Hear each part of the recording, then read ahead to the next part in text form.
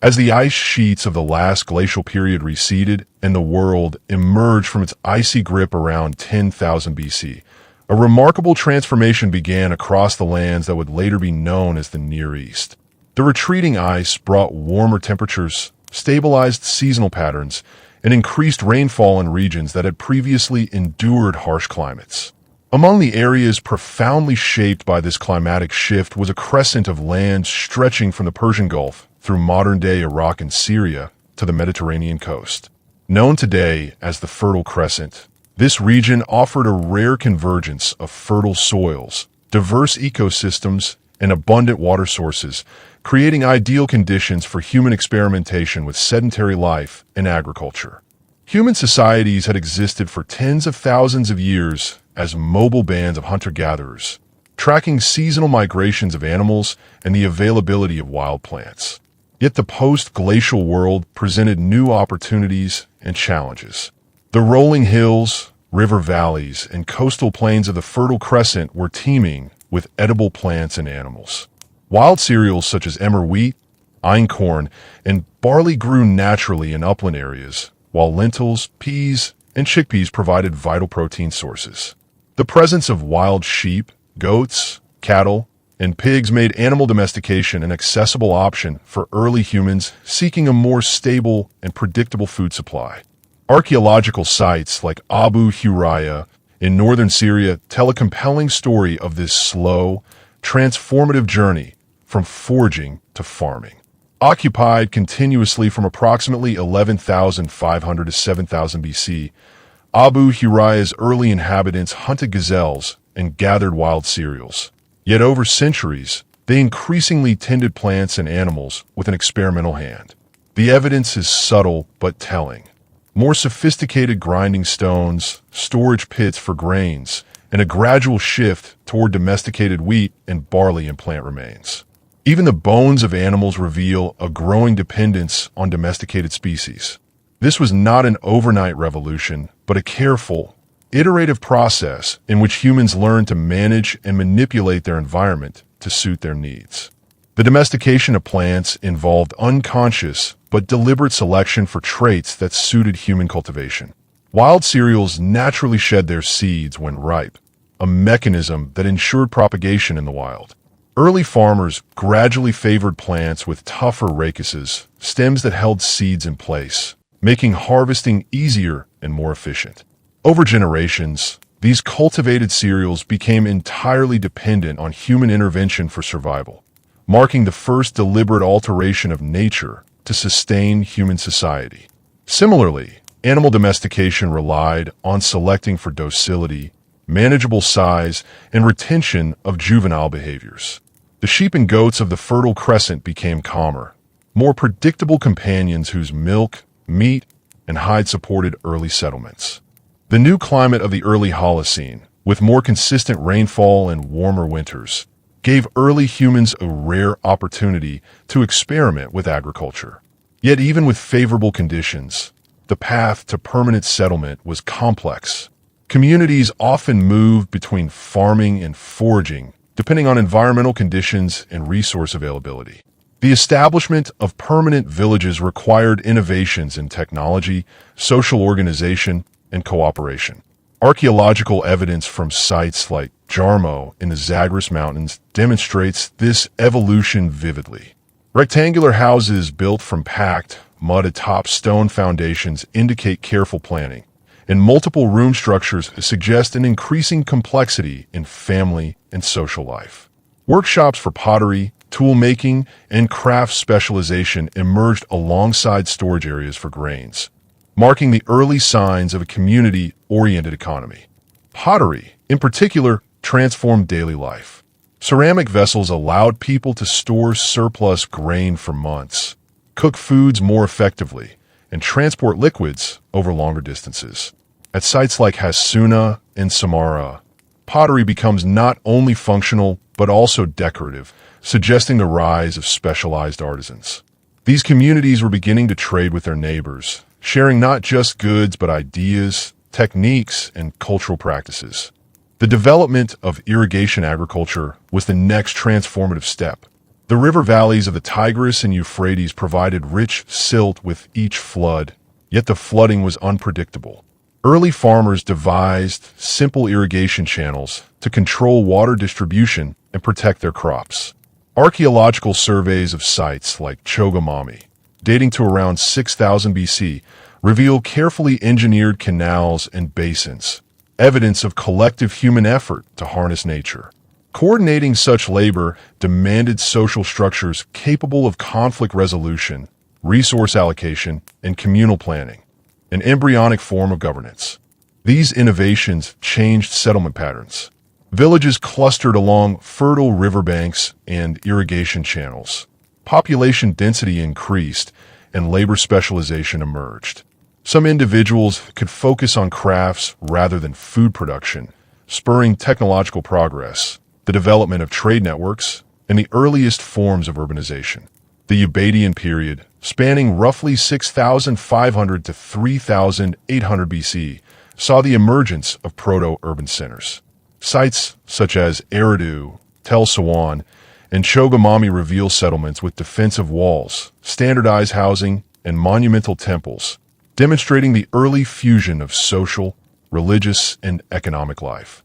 Trade networks expanded to remarkable distances, connecting Mesopotamia to Anatolia, the Persian Gulf, and beyond. Obsidian from Anatolia, shells from distant coasts, and copper from the Zagros Mountains traveled along these routes, facilitating not just commerce, but cultural exchange.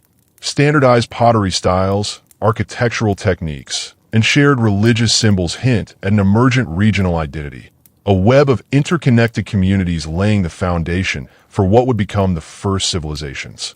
The seeds of urban life had been planted. Villages that had once relied on hunting and foraging had now evolved into communities capable of complex coordination, agricultural innovation, and specialized labor. The Fertile Crescent had become a laboratory of human ingenuity, from grinding stones to irrigation canals, from pottery kilns to long-distance trade. These early societies demonstrated the extraordinary adaptability of humans and their capacity to shape the world around them. This gradual, millennia-long transformation set the stage for the rise of Sumerian city-states, monumental architecture, writing, and administrative systems. The next chapters in humanity's extraordinary story. As Shuli's reign matured, the Earth State's administration evolved into an intricate network of interdependent systems, each reinforcing the stability and prosperity of the empire. Provincial governors, carefully selected for loyalty, competence, and often familial ties to the royal house, wielded substantial authority within their districts, yet operated under the strict oversight of central administrators based in the capital. These governors were not merely bureaucrats. They acted as both local magistrates and regional overseers of economic production, tax collection, and labor allocation, ensuring that imperial policies penetrated every corner of the empire without stifling local productivity. In tandem with these governors, a corps of scribes formed the backbone of this administrative machine.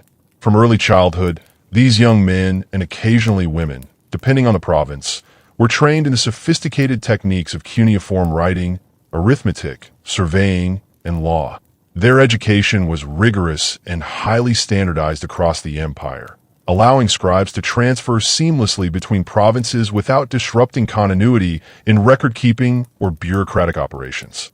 The meticulous documentation they maintained, ranging from the distribution of grain rations, the scheduling of corvée labor, to contracts regulating trade between urban centers and rural estates, ensured both transparency and accountability, creating an unprecedented level of administrative precision for the ancient world. The material evidence of this bureaucratic sophistication is staggering. Archaeologists excavating provincial centers have uncovered entire archives of clay tablets detailing the minutiae of daily governance. These include detailed records of workforce allocations for canal maintenance, brick production quotas for temple and palace construction, and inventories of livestock, grain, and manufactured goods. Some tablets describe the coordination of multi-year construction projects, listing the precise quantities of raw materials, the number of laborers assigned to each task, and the logistical arrangements required to transport resources across vast distances. This level of record-keeping not only facilitated efficient administration, but also acted as a mechanism for consolidating imperial control by making local officials dependent on centralized directives for operational guidance. Infrastructure development under Shuli reached unprecedented scales. Major irrigation projects, building upon the earlier foundations laid during the Ubaid and Akkadian periods, transformed previously marginal lands into productive agricultural zones.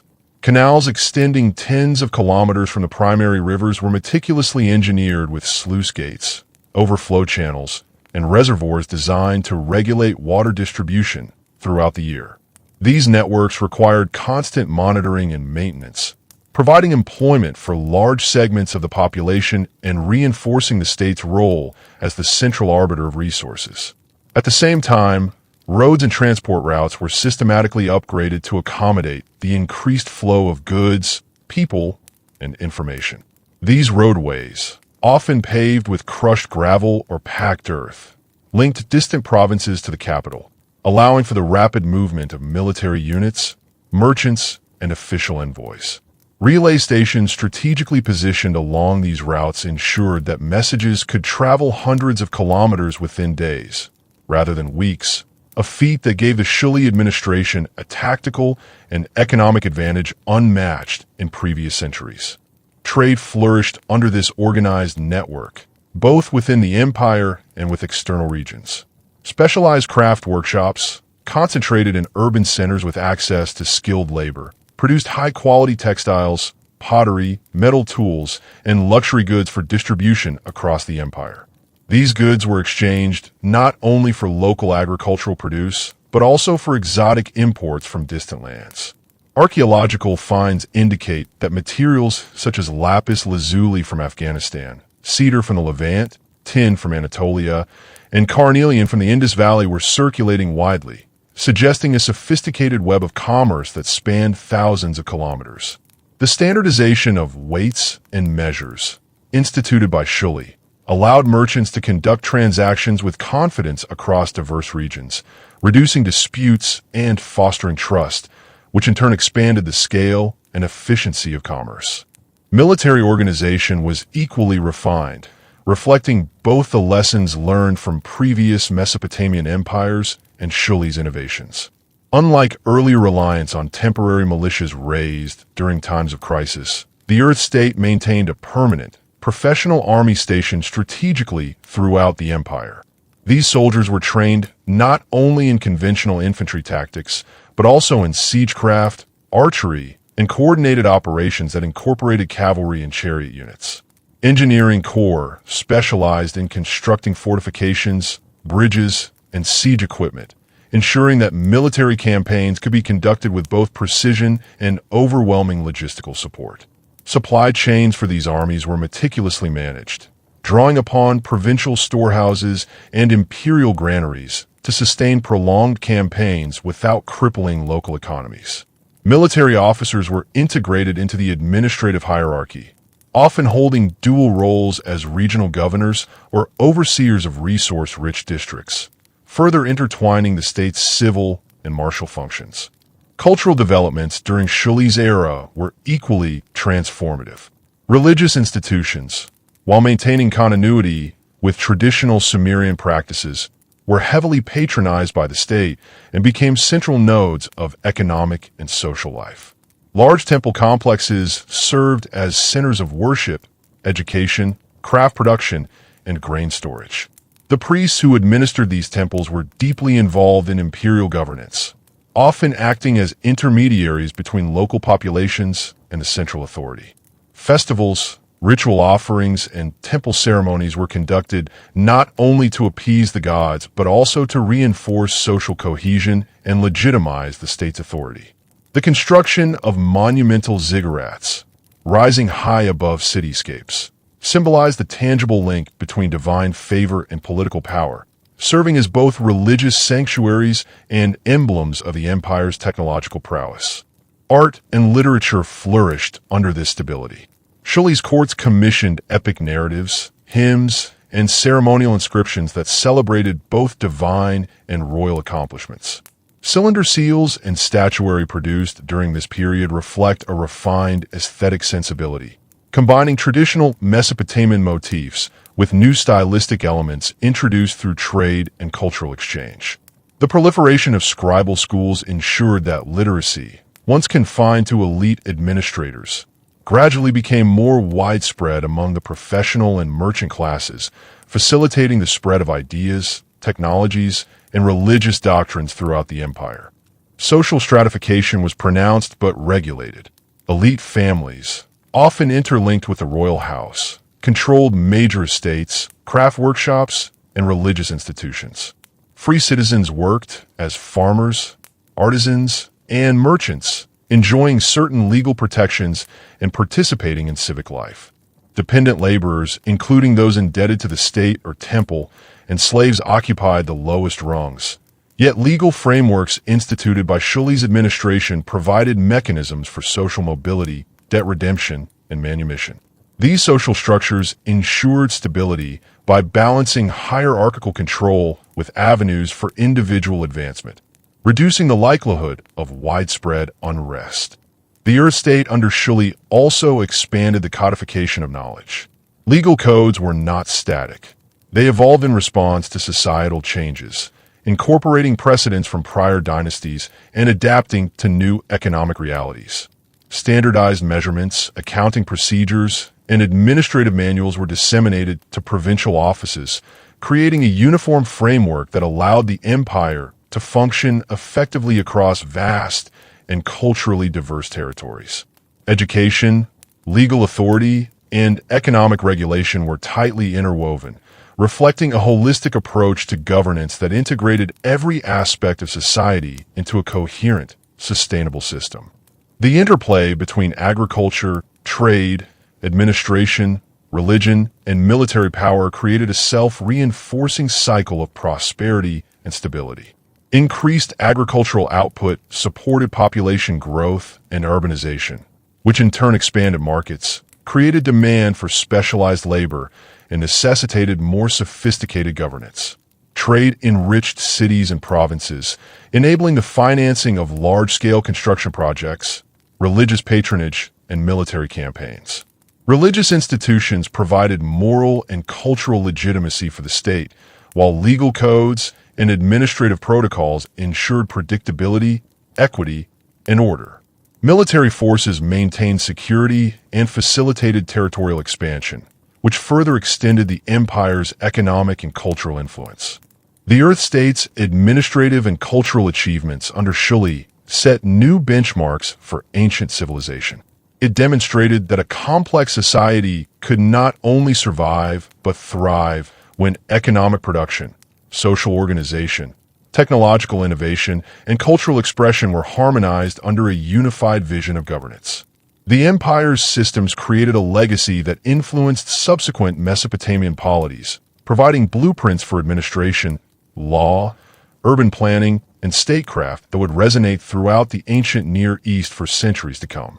By the end of Shuli's reign, the empire had reached a zenith of organization and prosperity. Cities were not just population centers, but hubs of innovation, culture, and administration. Canals irrigated fields far beyond the reach of natural rainfall, while roads and relay stations enabled efficient communication across provinces. The codification of laws and standardization of weights, measures, and currency facilitated trade and social stability, while the integration of religious institutions into the state apparatus ensured both moral authority and civic cohesion. Military and engineering capabilities protected and expanded the empire, while art, literature, and education flourished under conditions of peace and economic security. The Earth State, as envisioned and implemented by Shuli, stood as one of the most advanced civilizations of its time, a synthesis of centuries of innovation, cultural exchange, and administrative ingenuity. The death of Shuli marked the end of a golden age for the Earth State. His long reign had ensured both the consolidation of administrative practices and the prosperity of urban and rural centers across the empire. However, The mechanisms that had enabled such a stable rule also contained seeds of future instability. The process of succession, which Shuli had managed meticulously by naming his heir and aligning key officials behind the royal line, became far more contentious in the absence of his unifying authority.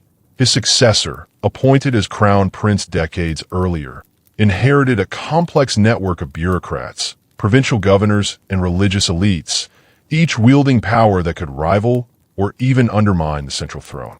Political instability emerged quickly.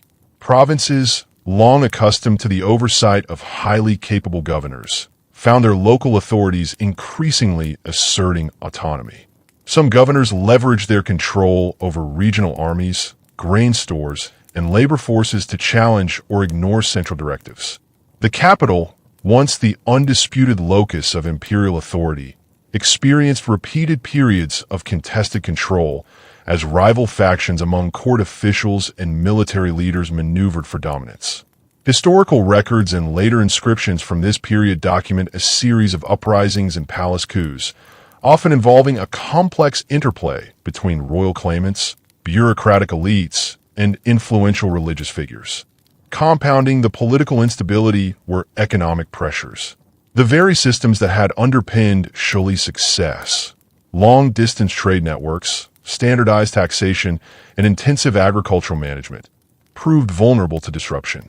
External threats, such as incursions by nomadic groups from the Zagros foothills or the Syrian deserts, periodically disrupted trade routes, particularly the overland roads connecting northern provinces to the capital.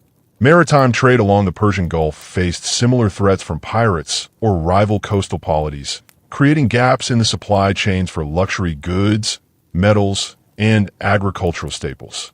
These interruptions in trade had cascading effects on urban economies, undermining market stability and reducing the revenues available for state projects and military operations. Agricultural production, the bedrock of the empire, was not immune to these pressures. The meticulous irrigation networks maintained under Shuli required constant attention and labor. As provincial governors prioritized local power over imperial directives, sections of the canal system fell into neglect. Silting, breaches, and poorly coordinated water distribution led to fluctuations in crop yields, sometimes resulting in localized famines. Environmental factors further exacerbated the crisis. Archaeological studies indicate that this period experienced episodes of climatic stress, including irregular rainfall, higher than average temperatures, and soil salinization due to over-irrigation, a recurring problem in Mesopotamian agriculture. These environmental challenges strained both rural populations and urban centers, increasing social unrest and weakening the state's economic foundation. The military, once the linchpin of the empire's power, also struggled under these conditions. Shuli's standing army had been highly disciplined and strategically deployed, but over successive reigns, maintaining a permanent force proved financially burdensome. The central treasury, weakened by disrupted trade and declining agricultural output, increasingly relied on provincial contributions to fund military campaigns. Governors, increasingly protective of their territories, were often reluctant to release troops for distant campaigns. This decentralization led to gaps in frontier defense, which external adversaries exploited. Raiding parties and opportunistic neighboring states gradually encroached on the peripheries, further destabilizing the empire's borders and forcing reactive military campaigns that drained scarce resources. Social cohesion also began to fray. The legal and administrative structures that had previously regulated social hierarchy became more difficult to enforce as central authority weakened. Elite families in the provinces, emboldened by their economic control, sometimes resisted imperial edicts, while dependent laborers and slaves experienced worsening conditions, leading to localized rebellions. Urban centers, which had once thrived under a steady influx of agricultural produce and secure trade, suffered from food shortages, unemployment, and occasional outbreaks of violence. Religious institutions, previously integrated into the state apparatus, sometimes leveraged these crises to assert independent authority, challenging royal legitimacy by framing disasters as divine disfavor. Cultural and intellectual life, while still vibrant in certain urban centers, began to reflect the instability of the period. Scribes continued to produce texts, but the content shifted toward documenting grievances, legal disputes, and appeals for divine intervention rather than celebrating state achievements.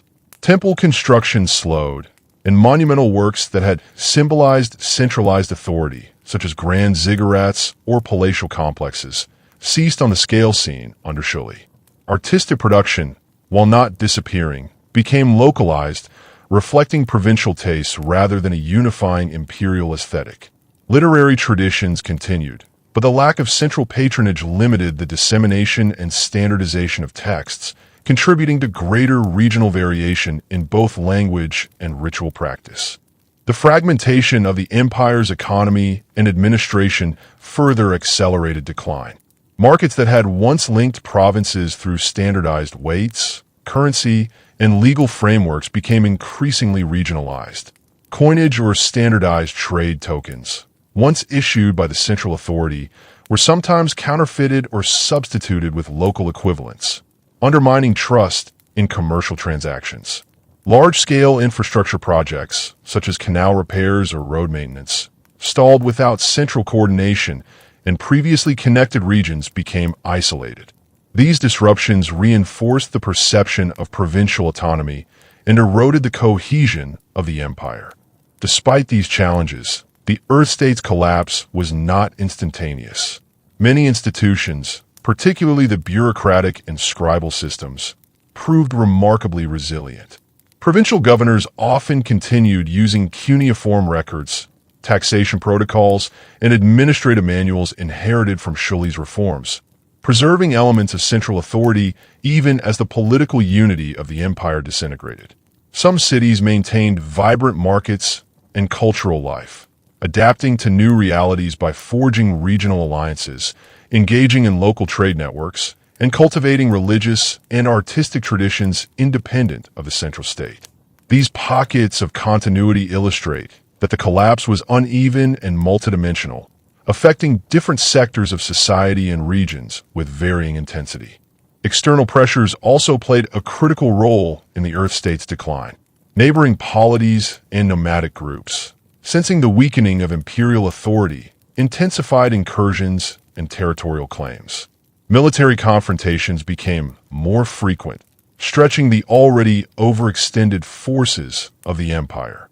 Some regions experienced cycles of conquest, temporary submission, and rebellion, creating a patchwork of control in which the central authority could only intermittently assert its will.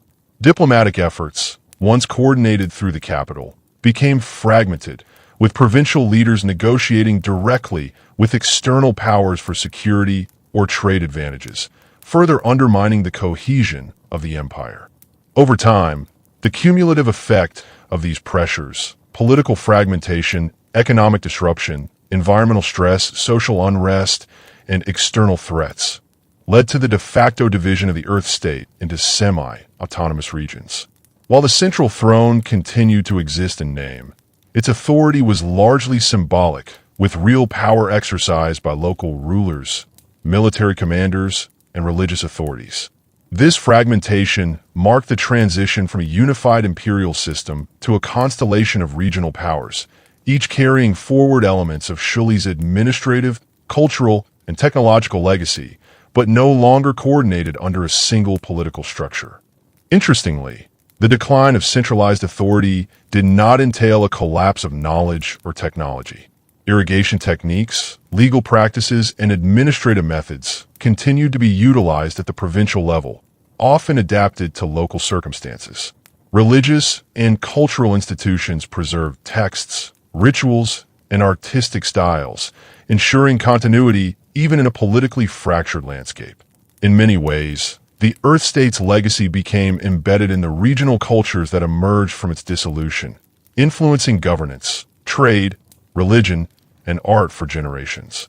The process of decline also illustrates the interconnectedness of multiple factors in shaping the trajectory of empires. Political instability cannot be fully understood without considering economic structures. Economic crises are compounded by environmental changes. Social unrest arises from both political mismanagement and economic insecurity, and cultural shifts reflect and influence these dynamics. The Earth state's decline exemplifies how even the most sophisticated systems, meticulously administered, economically prosperous, and culturally vibrant, remain vulnerable to cascading pressures that challenge central authority and social cohesion. By the time the last nominal ruler of the Earth state held the throne, the empire was effectively a network of city-states and semi-independent provinces, each navigating a complex landscape of internal and external challenges. While the memory of Shuli's achievements remained potent, the reality on the ground reflected adaptation to local circumstances rather than adherence to centralized directives.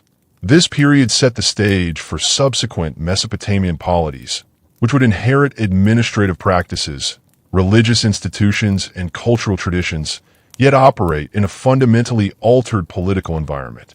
In retrospect, the decline of the Earth state demonstrates both the fragility and resilience of human civilizations. Centralized authority, technological sophistication, and cultural achievements can reach extraordinary heights, yet their persistence depends on the continuous interplay of political acumen, economic stability, environmental management, and social cohesion. Even as the empire fragmented, its intellectual, technological, and cultural legacies persisted, shaping the evolution of governance, trade, religion, and art in the centuries that followed. Under Shuli, the Earth state's military had reached its zenith, evolving into a professional, multi-tiered force capable of projecting power across vast territories. The army was divided into several branches: infantry, cavalry, charioteers, archers, and specialized siege engineers. Each branch had its own hierarchy, with officers drawn from the aristocracy or the ranks of career soldiers. Recruitment was both voluntary and conscription-based. Provinces were required to provide quotas of able-bodied men, who would then undergo rigorous training. Local militias supplemented these forces, particularly in frontier provinces prone to raids. Training camps emphasized physical conditioning, weapons proficiency, unit cohesion, and battlefield communication.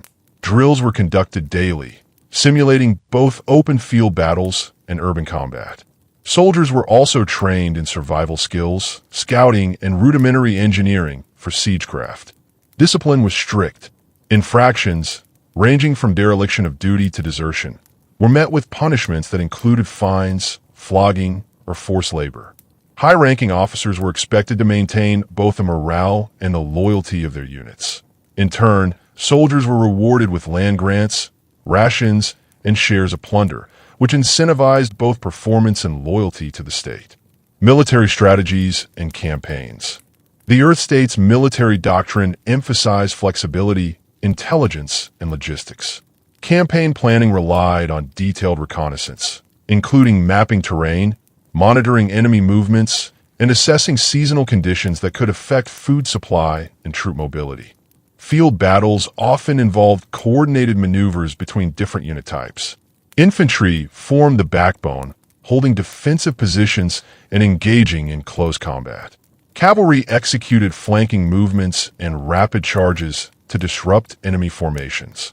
Chariots were deployed strategically to break lines, particularly against poorly disciplined opponents. Archers provided range support, softening enemy ranks before melee engagements. Commanders also employed decoy tactics, feigned retreats, and ambushes, demonstrating an advanced understanding of psychological warfare. Siege warfare was another area of specialization. Fortified cities were common in Mesopotamia, and capturing them required patience, engineering skill, and innovation. Siege engines, such as battering rams, siege towers, and mobile ladders were deployed, often alongside mining operations to collapse walls from below. Engineers designed and coordinated these operations meticulously, ensuring that both speed and troop safety were balanced against the goal of victory. Naval campaigns, though less frequent, played a crucial role in securing trade routes and projecting power along rivers and coastal areas. Riverboats and shallow draft warships carried troops and supplies, while archers and marines provided firepower. Control of waterways was crucial for both economic and strategic reasons, as it allowed rapid troop movement and protected merchant vessels from piracy. Weaponry and technological innovations. The Earth State invested heavily in weapon technology. Infantry wielded spears, swords, maces, and shields, with metallurgy advancing to produce harder, more durable blades. Archers used composite bows, allowing greater range and penetration than simple wooden bows. Cavalry and charioteers used specialized lances and javelins optimized for speed and shock impact. Defensive equipment also evolved. Helmets and cuirasses were crafted from bronze and layered materials, balancing protection and mobility. Siege engineers developed portable scaffolds, reinforced ladders, and movable cover platforms to reduce casualties during assaults on walls.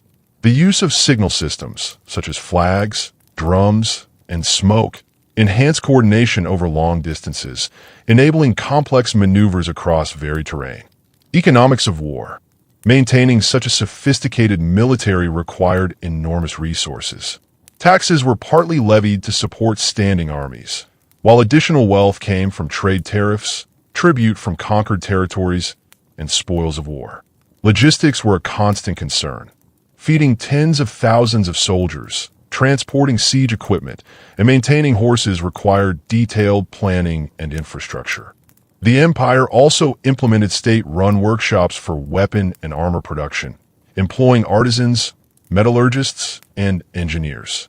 These workshops were strategically located near resource-rich regions, ensuring a steady supply of raw materials like bronze, iron, and timber.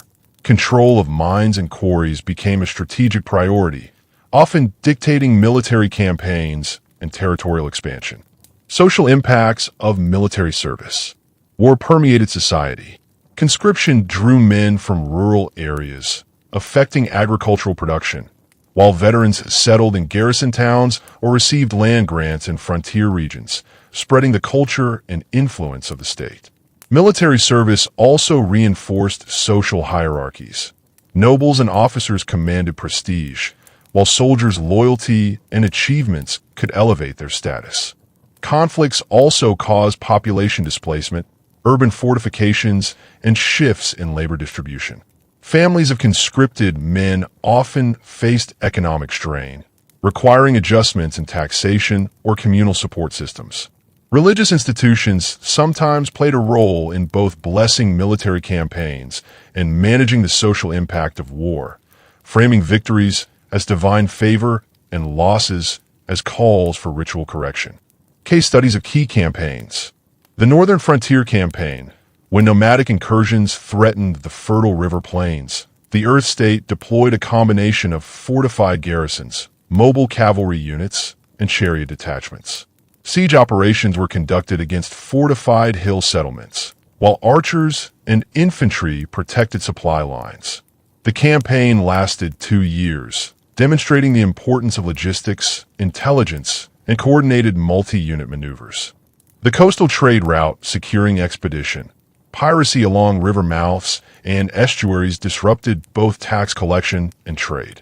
A naval task force, supported by land forces securing hinterlands, executed synchronized river and coastal patrols. Floating workshops repaired ships mid-campaign, while signal systems coordinated attacks.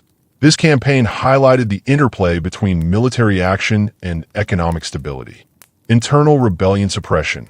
When provincial governors attempted semi-independent rule, the army used both rapid deployment and targeted sieges to subdue resistance. Infantry formed blockades to prevent escape, archers targeted leadership, and engineers undermined fortifications. These operations reinforced central authority while also demonstrating the potential for social disruption when war affected local populations. Integration of military, economy, and society. The Earth State illustrates how warfare cannot be understood in isolation. Military campaigns shaped trade networks, taxation, population movement and technological innovation. Conversely, economic resources, social cohesion, and administrative efficiency determined the army's effectiveness. Success required the integration of these domains. A capable general without supply lines or political support risked failure, just as abundant resources could not substitute for strategic acumen or disciplined troops. In many ways, the decline of the Earth state after Shelley shows the fragility of this balance. As political unity weakened, provincial leaders often diverted resources from the military to local priorities, leading to poorly funded campaigns, undertrained troops, and a fragmented strategic approach. Even advanced weaponry and experienced soldiers could not compensate for the erosion of central authority, illustrating the deep interconnection between warfare, economics, and social stability. In the centuries following the fragmentation of the Earth state, the landscape of Mesopotamia and the surrounding regions was no longer dominated by a single unified imperial authority, but instead became a mosaic of competing polities, city-states, fortified chiefdoms, tribal confederacies, and regional kingdoms, each striving to preserve autonomy, secure resources, and project power through military prowess and political maneuvering. The collapse of centralized governance did not mean the disappearance of war. Rather, it transformed conflict into a constant and defining feature of society, reshaping economies, social hierarchies, and cultural identities in ways that would echo across millennia. The vacuum left by the disintegration of the Earth state's centralized authority created fertile ground for ambitious leaders, skilled commanders, and charismatic chiefs to carve out their own realms. These emerging powers understood that in a world shaped by perpetual contest, military strength was not merely a tool of expansion, but the very foundation of survival. They inherited not only the technologies and strategies developed by their predecessors, but also the profound challenges posed by resource scarcity, fragmented loyalties, and complex webs of alliance and enmity. Among these successor powers, some sought to revive the glories of the past through attempts at reunification, while others embraced a more localized model of governance, focusing on the defense and prosperity of their own territories. In each case, the organization and training of armies became central to statecraft, and the art of war evolved rapidly as commanders learned new lessons from both victories and defeats. In the fertile alluvial plains once governed by the Earth state's bureaucratic machinery, cities like Nippur, Lagash, and Uruk became focal points of renewed militarization. Their rulers understood that tight control over agricultural land, especially the irrigated fields that produced grain surpluses, was key to sustaining standing forces. The clergy of powerful temples, whose wealth and influence had grown over centuries, invested in fortifications and retained their own militias, blending spiritual authority with martial might. The armies of this time were no longer temporary levies called up seasonally. They became professional bodies sustained year-round by structured economic systems designed to fund their maintenance. Soldiers were paid in portions of grain, access to pastures, metal tools, or shares of loot captured in campaigns. Certain cities innovated by forming standing guard units, elite contingents trained rigorously in disciplines that range from close-quarters combat to siegecraft and advanced archery. Training regimens became formalized. Young recruits learned not only how to wield spears and swords, but also how to march in formation, respond to battlefield signals, and execute coordinated maneuvers. For many of these successor states, strategy was inseparable from economics. Campaigns were meticulously planned to secure vital trade routes, particularly those linking Mesopotamia with Anatolia, the Levant, and the Iranian plateau, because control of commerce meant access to metals, timber, precious stones, and exotic luxury goods that could finance further military campaigns. Commanders knew that starving an enemy of trade goods was as effective as winning pitched battles, and many wars were won not by sword but by economic blockade, control of riverways, or strategic seizure of mountain passes. Despite the central role of infantry, cavalry began to assume greater importance in this fractured era. Tribes from the Zagros foothills and the steppes beyond the Syrian deserts perfected mounted archery and fast-moving cavalry tactics that could outflank heavier infantry formations. The composite bow, made of layered wood, sinew, and horn, became a feared weapon. Its curved design allowed archers to deliver powerful shots from horseback, raining arrows into infantry ranks before withdrawing with lightning speed.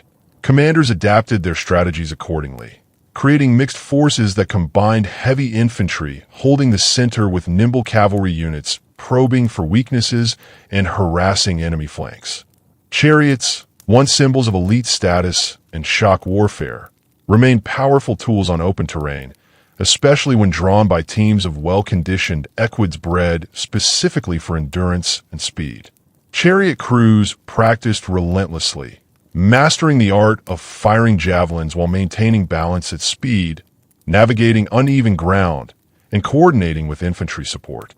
The expense of maintaining chariot teams, from stabling and feeding the animals to crafting and repairing the vehicles, meant that only the wealthiest polities could afford large chariot corps, yet their psychological impact on the battlefield was undeniable. Siege warfare, too, became increasingly sophisticated.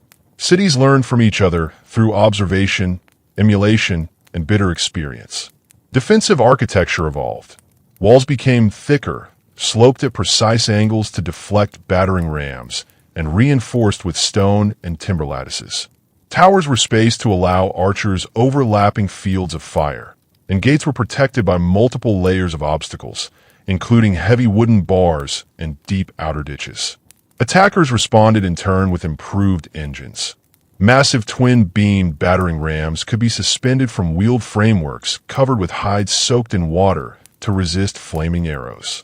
Siege towers were built with internal stairways and platforms, enabling assault troops to close onto walls while shielded from defenders' missiles.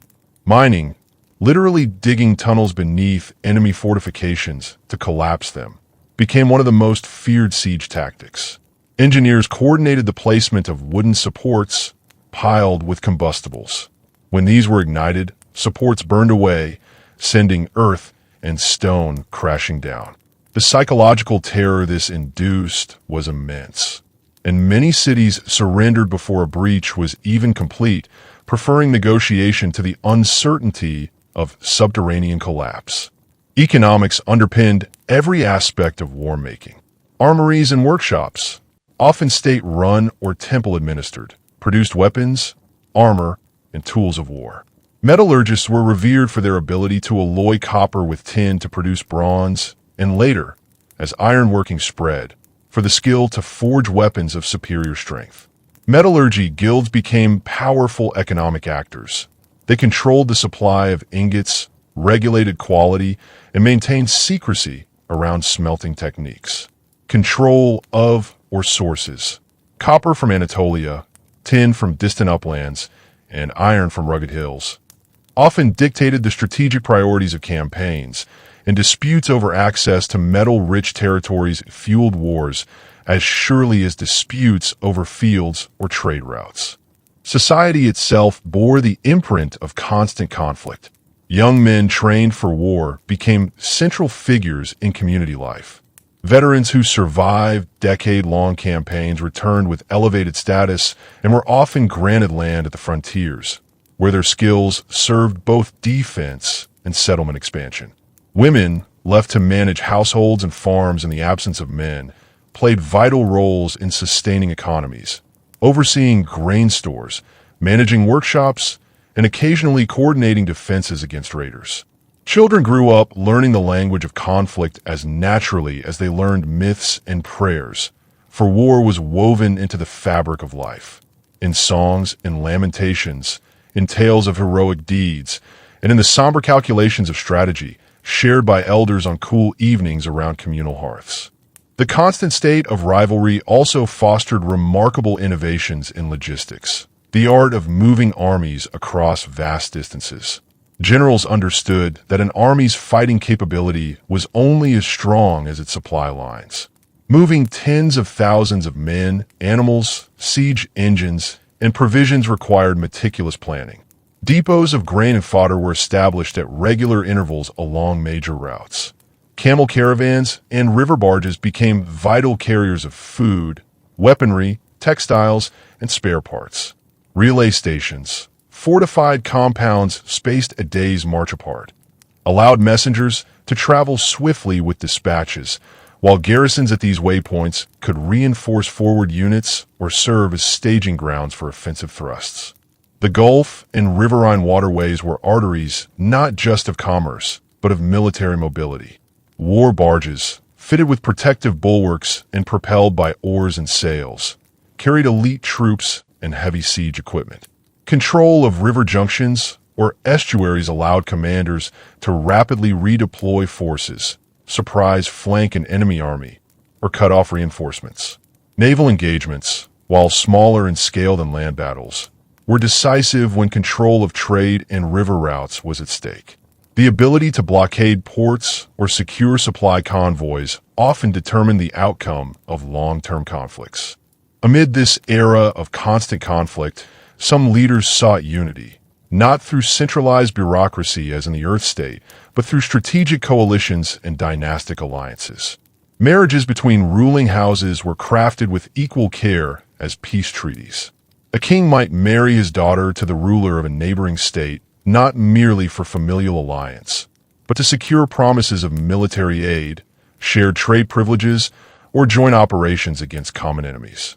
These alliances could shift like desert sands, forming and dissolving with seasons and fortunes, but for brief moments they created supra-regional blocks capable of resisting external threats or dominating smaller rivals.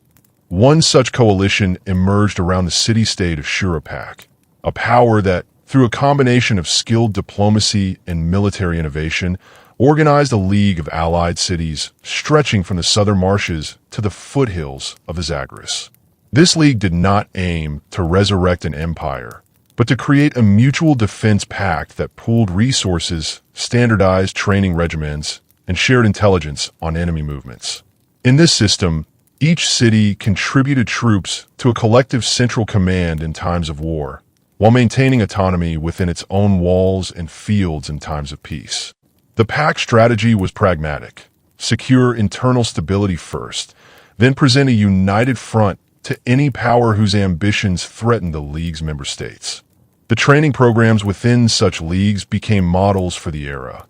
Young recruits were organized into cohorts that trained year-round. Daily schedules were regimented: dawn drills and formation marching, mid-morning practice with spears and shields, afternoons dedicated to archery and mounted tactics, evenings spent studying maps, learning signal codes, and understanding the principles of supply management. Experienced veterans served as instructors, their battlefield scars worn as badges of honor that inspired aspirants and reminded commanders of the human cost of war. Weapons technology advanced in tandem with tactical evolution. Siege crossbows, capable of launching bolts with force that could pierce bronze armor, became prized in defending fortifications. Light but strong composite armor, made from layered leather and thin bronze strips, offered protection without excessive weight, allowing troops to move more freely during prolonged marches. Innovations such as flexible shields with metal rims allowed units to form tighter defensive formations against both missile fire and cavalry charges. Psychological warfare, the art of undermining enemy resolve without direct confrontation, also matured. Generals used misinformation, feints, night raids, and deliberate displays of overwhelming force to achieve objectives without costly battles. Diplomats whispered tales of impending reinforcements, staged mock camps visible from enemy lines, or spread rumors of internal dissent among opposing ranks, all in hopes of convincing adversaries that resistance was futile.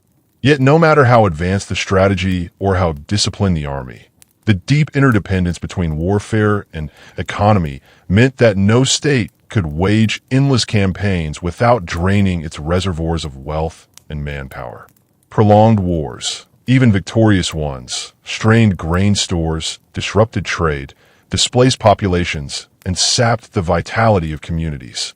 In years when river floods failed or canal silting choked irrigation, The same armies that protected cities could find themselves sent home to defend crops from raids or assist in rebuilding destroyed infrastructure.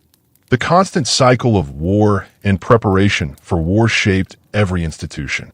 Temples doubled as armories. Scribes recorded not only religious texts, but detailed inventories of weapons and troop rotations. Marketplaces bustled with armorers, leatherworkers, horse trainers, and merchants selling supply goods to families of conscripts. Women organized supply chains, managed estates in the absence of warriors, and sometimes even took up arms in defense of their cities when invasion struck without warning. The years of this post-Earth state era laid the foundations for future empires, even as they demonstrated the limits of decentralized power in the face of relentless conflict. Each polity contributed innovations in training, logistics, metallurgy, diplomacy, and strategy that would later be adopted and refined by emerging powers seeking to reunify large swaths of the region. Leaders studied the campaigns of their predecessors, wrote treatises on war and statecraft, and passed down knowledge that blurred the line between military science and political philosophy. By the time the next wave of united empires began to coalesce, drawing upon the martial traditions, economic structures, and social transformations of these centuries of conflict, the ancient Near East had been profoundly reshaped. Warfare was no longer a sporadic disruption of civic life. It had become integrated into the rhythms of society, demanding constant adaptation and innovation. The very soil upon which fields were tilled had been trod by countless armies. The canals that brought life-giving water had been fortified and fought over. The temples and palaces that once symbolized religious and political power also served as command centers, barracks, and storehouses in the endless interplay between peace and war. In this crucible of competition, the people of Mesopotamia and its neighboring regions forged new identities, not merely as agriculturists, traders, priests, or craftsmen, but as participants in a continuum of conflict that would come to define one of the most dynamic epochs in human history. Their triumphs and tragedies, their innovations and failures, were the raw materials from which the empires of tomorrow would be built. Empires that would one day unite these lands once more under banners shaped by the relentless, transformative forces of war, strategy, and human ambition. The centuries following the fragmentation of the great multi-provincial structures of the old Earth state were not simply an age of chaos, but a crucible in which the very concepts of power, warfare, economy, and identity were reforged through relentless conflict and innovation. Across the sprawling plains, winding rivers, rugged hills, and fertile valleys of the Near East, emerging male and female leaders, commanders and chroniclers understood that the martial and the mundane were inseparable. Victory in war required not merely force of arms, but mastery of logistics, economy, diplomacy, and ideology. In this restless era, the political map of the region was never static. Borders shifted with each military campaign, treaties tightened and unraveled like threads in the wind, and new powers rose by skillful adaptation to the combined demands of war and governance. From the marshes near the Persian Gulf to the foothills of the Zagros Mountains, city-states vied for supremacy. Each understood that to secure its future, it had to master the instruments of war. Armies became permanent institutions, supported through improved taxation mechanisms, centralized granaries, and long-distance trade networks. The effectiveness of these forces hinged not only on the equipment they carried, but on the total systems that sustained them. Road networks supplied depots, barracks, training grounds, and administrative offices. Military command now required bureaucratic precision. Generals were expected not only to excel in tactics, but to plan months in advance for provisioning, intelligence gathering, and strategic alliances. In cities like Isin, Larsa, Ishnana, and Mari, military barracks were constructed near riverbanks or major trade roads, so that troops could be deployed swiftly in any direction. Young recruits spent years in rigorous training programs designed to build endurance, discipline, and unity. Drills were led by veteran sergeants who had survived campaigns both victorious and disastrous, and the curriculum was wide-ranging. Long marches carrying heavy gear, spear and shield formations, archery practice, mounted combat from horseback, and early forms of war chariots. Lessons on reading terrain and understanding seasonal winds and river behavior that could influence movements. And nightly exercises in stealth and camp defense, practiced in full armor under moonlight. Discipline was enforced through a strict code. Defiance resulted in fines, reduction of privileges, or enforced hard labor. Excellence in execution earned increased rations, badges, and sometimes land allotments at the frontiers upon retirement. The infantry formed the backbone of these armies. Rows of disciplined soldiers bearing long spears, heavy shields of woven reeds hardened with leather, helmets of bronze, and breastplates forged in the state armories. Their drills emphasized synchrony. A shield wall that did not hold its line could shatter under cavalry charges. Archers stood behind them, each carrying composite bows, a technological leap in weapon design. These bows were not simple wooden frames. They were sophisticated, layered constructions of wood, sinew, and horn, giving them power and flexibility. An archer trained in their use could send waves of arrows that pierced armor at distances beyond which the enemy could effectively respond. The psychological effect of a coordinated arrow storm cannot be overstated. Armies faltered under such barges, discipline broke, and commanders often lost control of their ranks before physical contact was even made.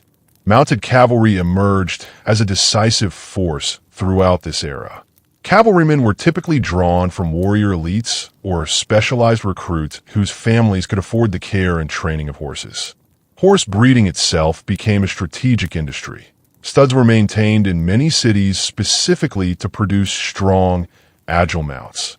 Cavalry tactics exploited the mobility of these animals. Rapid flanking movements, hit-and-run assaults, feigned retreats, and harassment of supply lines. In open plains, a well-executed cavalry charge could break a slower infantry line. Even when battles were indecisive, cavalry actions determined the pursuit, capturing fleeing soldiers and cutting off retreat paths. Chariotry, once the dominant shock force in earlier periods, evolved but did not disappear. Light war chariots, built for speed, were used as mobile weapon platforms. Teams of horses pulled these platforms while chariot crews deployed javelins, sling stones, or bows. The sight of dozens of chariots racing toward an enemy line with sun glinting off their bronze fittings was enough to sow fear and confusion. But chariots required flat terrain and maintenance, and their prominence waxed and waned with the landscape of warfare. Siege warfare became a science in itself. Cities in this era were neither fragile nor defenseless. Their walls had been reinforced through centuries of conflict. Defensive architecture included thick mud brick cores faced with stone, sloping glacis to deflect battering rams, tower space to allow archers overlapping fields of fire, and deep ditches filled with water to hamper enemy approaches. Gates were blockhouses layered with teak beams and weighted bars. Attackers had to confront these defenses with skill and patience. Siege engines improved. Massive battering rams hung from wheeled frames covered with hides soaked in water to resist fire arrows, and towering siege platforms allowed troops to assault walls from above. Mining operations, tunneling beneath walls to collapse them, became a feared technique. Strategy manuals from the period describe in chilling detail how crews of engineers would support their tunnels with wooden props and then ignite them so that when they burned, tons of earth and brick above would cave in. These innovations in warfare were not abstract. They evolved out of necessity. A general who could not breach a fortified city might lose campaigns or waste entire seasons waiting for walls to fall. The economy had to adjust. Tax systems were reformed to ensure that cities could stockpile grain, metal ores, wood, and stone not only for peacetime construction but for the war machine. Long-distance trade, previously centered on luxury goods, now carried strategic materials: tin for bronze metallurgy, copper, iron, ore, elite grain strains, horse fodder, cedar from distant forests for beams, and bitumen from the southern marshes for waterproofing and mortar. Control of trade routes became a strategic priority on par with territorial conquest. Caravans loaded with goods were accompanied by armed escorts. not simply mercenaries, but trained units integrated into the state army. Diplomatic envoys arranged mutual protection pacts with mountain tribes or desert confederations in exchange for passage rights. Harbor cities along the Persian Gulf and major river ports on the Tigris and Euphrates fortified their docks and developed naval patrols to safeguard commerce from piracy and rival states. Economic health and military strength were inextricably linked. When a city lost control of a trade artery, its ability to supply armies diminished. Scribes became indispensable, not only as record keepers of taxes and deliveries, but as analysts of supply chain efficiency and resource allocation. Logisticians tracked the movement of food, fodder, weapons, and tools across hundreds of miles, calculating consumption rates and predicting shortfalls. Letters between governors and commanders revealed debates about grain distribution, horse fodder shortages, and the allocation of bronze ingots for tools versus weapons. War was no longer improvised, it was engineered. The human cost of these developments was profound. Cities became magnets for displaced populations fleeing war-torn countryside. Immigration swelled populations in fortified cities, leading to overcrowded neighborhoods, rising demand for food and shelter, and new social tensions. At the same time, veterans settled near city walls or at newly fortified frontier posts, their families joining them and giving rise to hybrid communities where military culture and civilian life blended.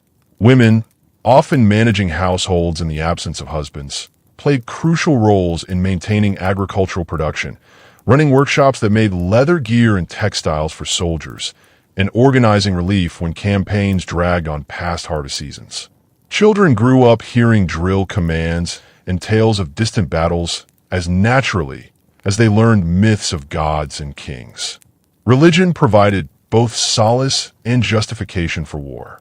Temples became repositories of wealth, sponsor of troops, and ideological centers that framed conflict as divine judgment or cosmic struggle. Priests declared that victory was a sign of divine favor, and that defeat owed to impurity or neglect of ritual. Grand processions invoked gods of war and wisdom, and festivals were timed to coincide with campaign seasons, so that soldiers departed in the name of gods whose protection they sought on the field.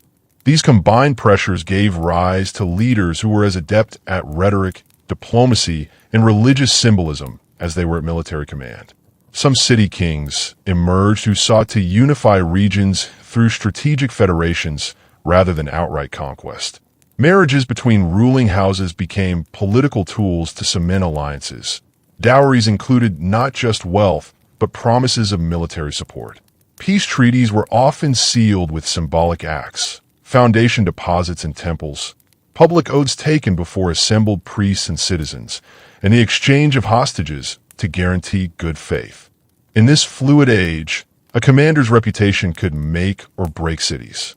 Tima, a renowned general from the city of Haradu, was known for his keen tactical mind.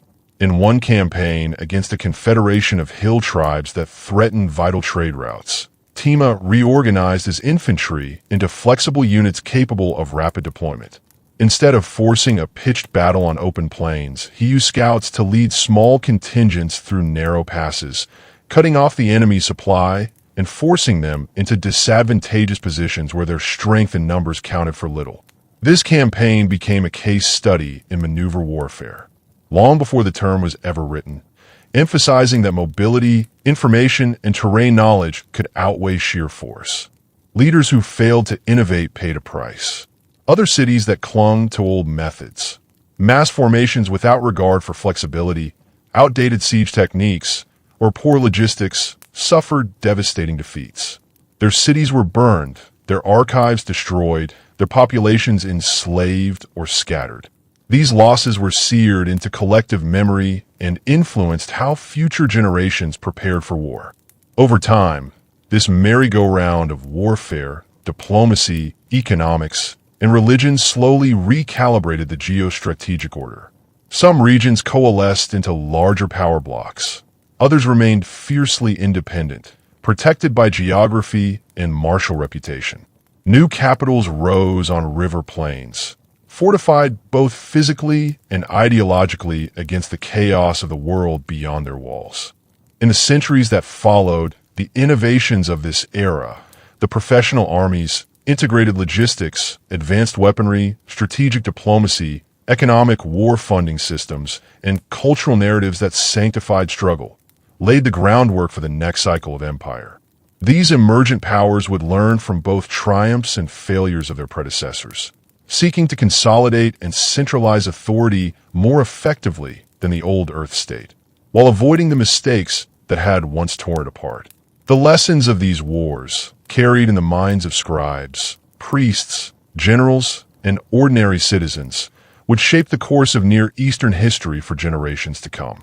The years that followed the age of constant regional conflict brought both turmoil and opportunity. As generations passed, the leaders born into a world of perpetual competition learned, adapted, and gradually conceived of new forms of power, structures that drew upon the lessons of centuries of warfare, diplomacy, economy, and spiritual authority. The city-states that had once fought endlessly for control of trade routes and irrigated fields progressively evolved into territorial states with ambitions that reached beyond their immediate borders. They realized that unity did not necessarily require a single all-powerful monarch.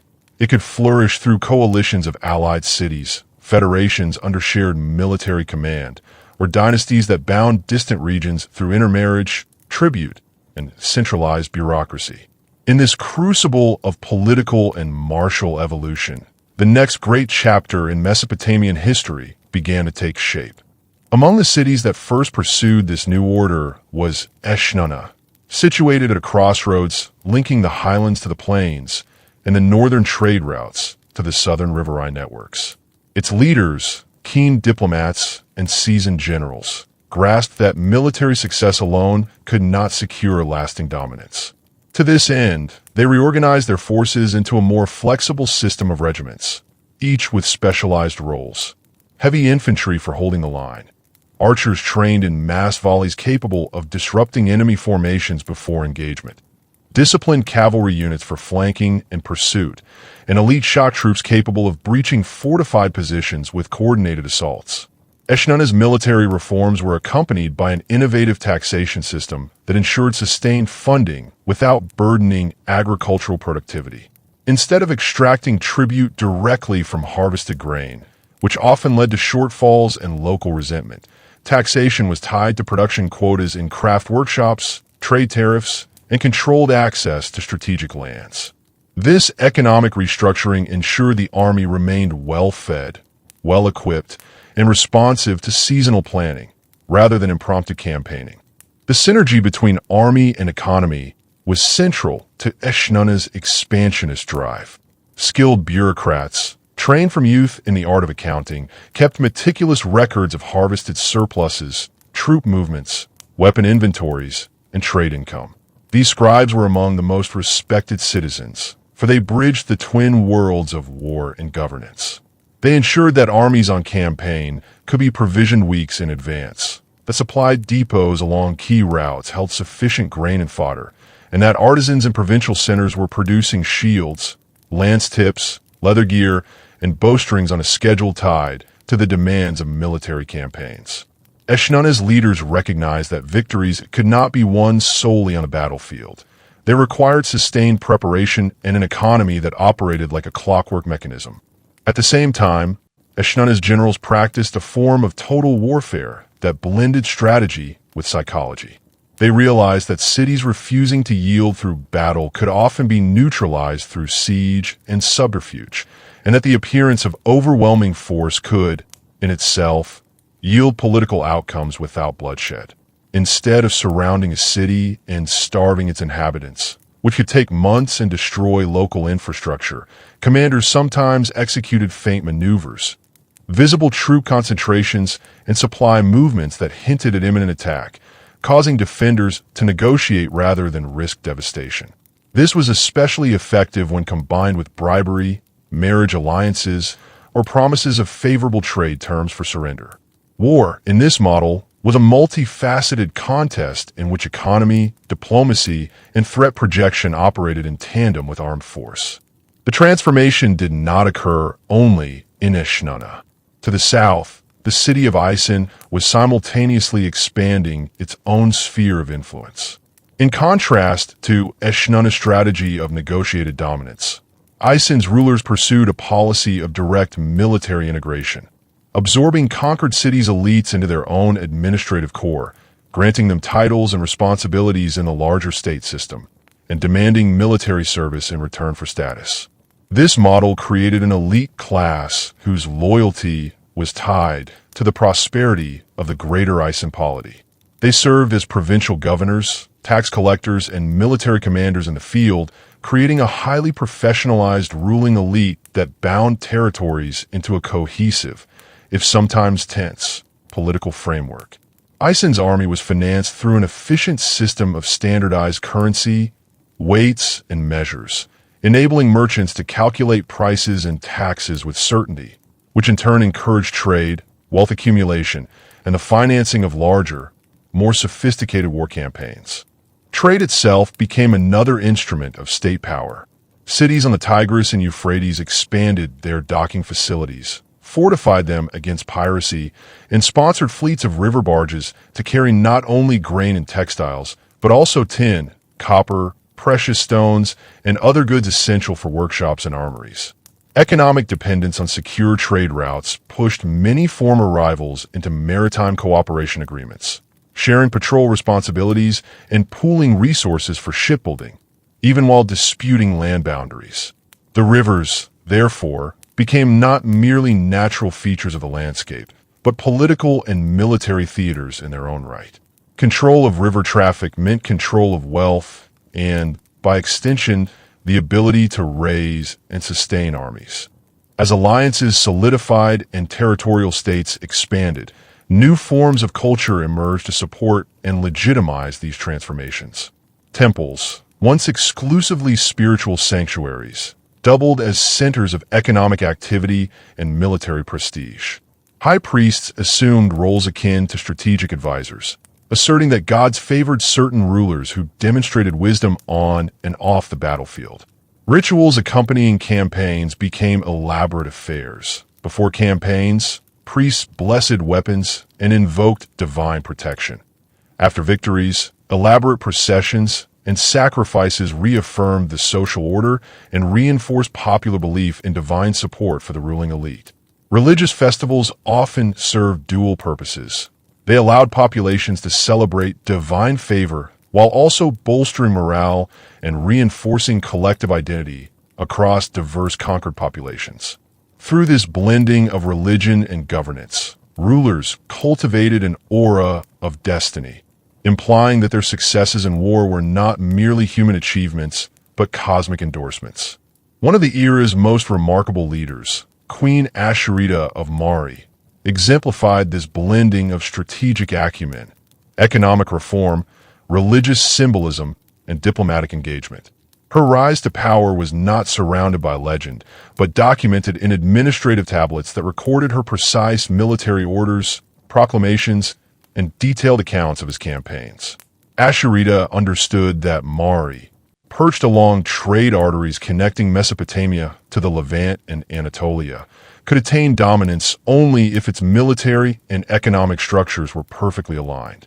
She reorganized the provincial tax systems to reward agricultural productivity with military exemptions, ensuring farmers remained loyal and productive, while reserving supplementary taxes for financing shipyards and cavalry units. Recognizing the strategic value of controlling access to mountain passes, she launched a campaign into the foothills, capturing key forts not with brute force, but through a combination of siege tactics and negotiated surrenders that preserved infrastructure and gained local elites as allies rather than enemies. Ashurita's general staff included both seasoned warriors and master logisticians whose role was to synchronize supply caravans, river barge movements, and seasonal river behavior so that troops reached their objectives well provisioned. Accounts from his campaigns describe elaborate correspondences between commanders over precise timing of marches, water levels in canals, and the positioning of grain depots. The success of these operations established Mari as a dominant power and reshaped the political geography of the region, encouraging other states to adopt similar administrative and military reforms. Across the region, warfare also accelerated technological innovation.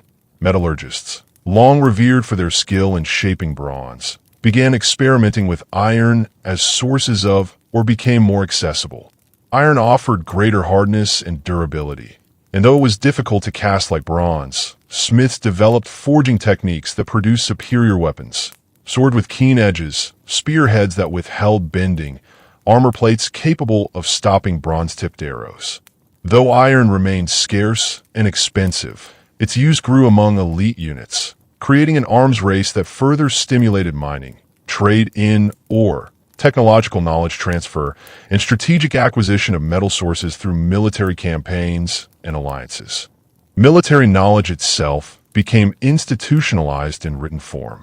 Commanders commissioned treatises on the art of war that explored topics such as optimal troop formations, siege engineering, reconnaissance, deception tactics, troop morale, and economic planning for extended campaigns. These military manuals were studied not only by generals but by scribes and administrators, who understood that war was not merely fought, it was administered. Students in the region's early schools, called idubas, learned arithmetic, geometry, and record-keeping alongside lessons in military strategy and logistics, in recognition that the army's success hinged on planning as much as fighting. But even as states expanded, they faced the paradox that successful governance required not only military domination, but social cohesion. Conquered peoples were incorporated into federations, granted partial autonomy, and often intermarried into ruling houses to secure loyalty. This blending of populations brought new religious and artistic influences into the emerging states, enriching their cultures but also challenging rulers to maintain unity. In some cases, provincial governors built local temples and cultural centers that reflected hybrid architectural and religious styles, blending traditions from different regions. These sites became focal points of regional pride and identity, even while political allegiance remained tied to the central power. Socially, the effects of this era were profound. War was taught not just as preparation for battle, but as a civic duty and rite of passage. Young men trained in both military and administrative skills, understanding that a future as a commander, logistician, or provincial governor was as honorable as any priestly or merchant career.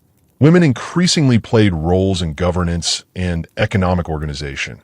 Queens like Asherita oversaw logistics, treaty negotiations, and patronage of schools and workshops. In some cities, women held positions as administrators of temple estates, which often included extensive landholdings, workshops, and grain stores, making them crucial participants in both economic and religious life. As the territorial states matured into early empires, warfare remained a central unifying force, but the nature of conflict shifted. Battles were no longer simply contests of martial prowess. They were contests of organizational skill, economic resilience, and ideological legitimacy. Empires raised great walls not only for defense, but as symbols of permanence. Campaign inscriptions framed victories as blessings of gods whose favor had been earned through strategic wisdom and just rule. Monumental architecture, temples, gates framed with carved reliefs of mythical victories, ziggurats reaching toward the sky, spoke of both spiritual devotion and temporal power. Trade leagues became diplomatic tools. Ships laden with goods formed caravans in the sea lanes as much as armies did on land, and envoys carried gifts of metalwork, breads enriched with spices, textiles woven with symbolic motifs, all to cement alliances or secure non-aggression pacts. River patrols guaranteed safety of transport. Standardized currency eased transactions across borders. Scribes wrote legal codes that applied across federated states, ensuring uniformity of justice and commercial practice. In this era, the ancient Near East was neither fractured nor unified in the simplistic sense. It was connected by networks of power that operated at multiple layers: local, regional, and interregional. warfare continued, but it became institutionally integrated, a driver of innovation rather than merely destruction. Armies marched and clashed, but they also administered cities, collected taxes, protected caravans, and maintained public works. Commanders became governors, generals became diplomats, scribes became strategists, priests became political influencers. The culture that emerged was rich and complex, shaped by the constant interaction of power, belief, economy, and human aspiration.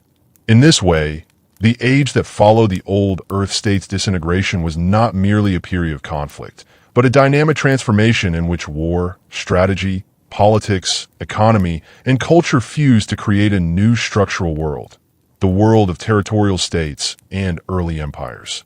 These foundations paved the way for the later great civilizations of Mesopotamia, whose scholars, kings, and craftsmen would build upon centuries of experience to create societies that fascinated the ancient world and continue to captivate us today. The world that emerged after centuries of territorial state competition was no longer a landscape of isolated cities and scattered armies, but one linked through shared experience, evolving institutions, and increasingly complex relationships between rulers, soldiers, artisans, priests, and common people. The strategic and administrative innovations of the age had laid foundations that only decades before would have seemed unattainable. Kingdoms now communicated through formal diplomatic channels. Standardized legal codes were negotiated between rulers and shared across regions, and military science itself had become a respected intellectual discipline. In these centuries, the ancient Near East was at once fractured and connected, lying at the cusp of transformations that would shape the very concept of empire for generations. From the fertile alluvial plains of central Mesopotamia to the rugged highlands that trailed toward the Zagros and Taurus mountains, competition among kingdoms took increasingly sophisticated forms. Warfare remained a central dynamic, but it had evolved. War was no longer a series of isolated battles between tribal confederacies or simple city raids. It had become a multidimensional instrument of statecraft. Armies were no longer ad hoc gatherings of seasonal levies, but standing, professional forces trained year-round, supported by logistics networks and backed by economic systems designed to sustain prolonged campaigns. The armies of emerging hegemons were textbooks of organized strength. At their core were infantry units trained in disciplined formations. Each soldier carried a long spear tipped with bronze or, increasingly, early refined iron, a shield of layered wicker reinforced with leather, and a helmet that might range from simple reed-woven caps to intricately punched bronze designs for elite units. They were trained to move like parts of a larger organism, advancing in unison, shifting to protect flanks, and adapting formations according to the tactical situation. These infantry phalanxes operated with support from highly skilled archers whose composite bows, crafted from sinew, wood, and horn, sent volleys of arrows that could rain down with devastating precision before infantry lines ever closed with the enemy. Mounted units had assumed an outsized influence on battlefield tactics.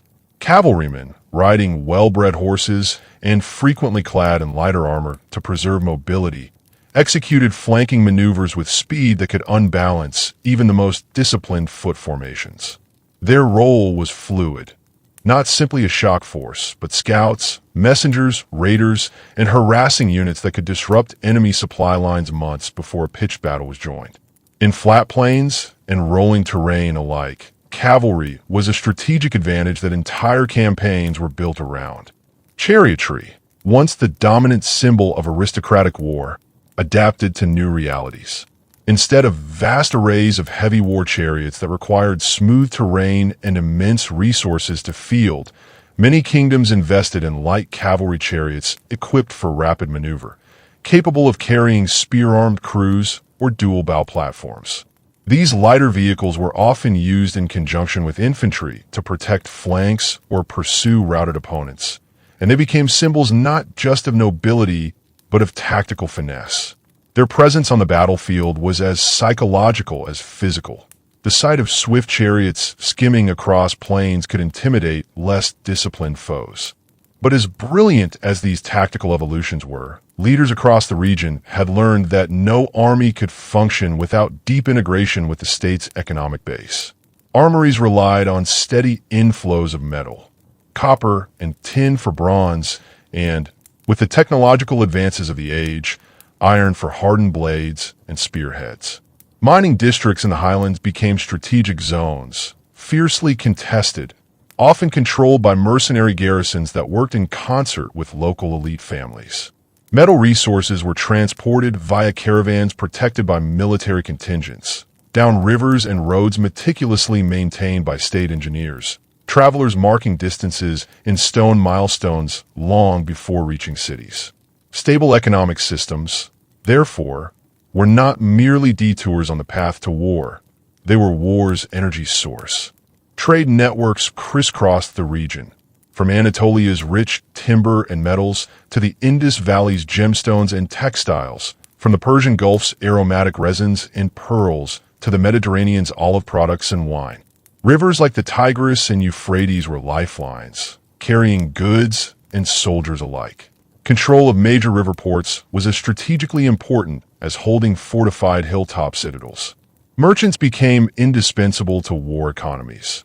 They financed ship construction, moved supplies deep into contested territory, and negotiated for safe passage with tribal intermediaries whose intimate knowledge of terrain and weather was indispensable. Merchant caravans, restricted though they often were by seasonal winds or river floods, carried not only goods but technologies, ideas, and shared cultural motifs from one end of the ancient world to the other. The administrative apparatuses that supported these networks were unmatched in antiquity. Provincial governors, chosen for both loyalty and competence, acted as fiscal agents, tax collectors, overseers of grain stores, and commanders of garrisons. Beneath them were scribes. They were the kingdom's memory, accountants of grain rations, keepers of cavalry rosters, recorders of treaties, and registrars of diplomatic correspondence. Stone tablets found in palace archives from this era list inventories of weapons and armor, exchanges of diplomatic gifts between rulers, inventories of tribute, and detailed schedules for troop rotations and training cycles. These records illustrate not only a preoccupation with efficiency, but a deep understanding that disciplined administration made the difference between victory and ruin. Religious institutions continued to play a dual role, spiritual and political. Temples were not only places of worship, but repositories of wealth and knowledge.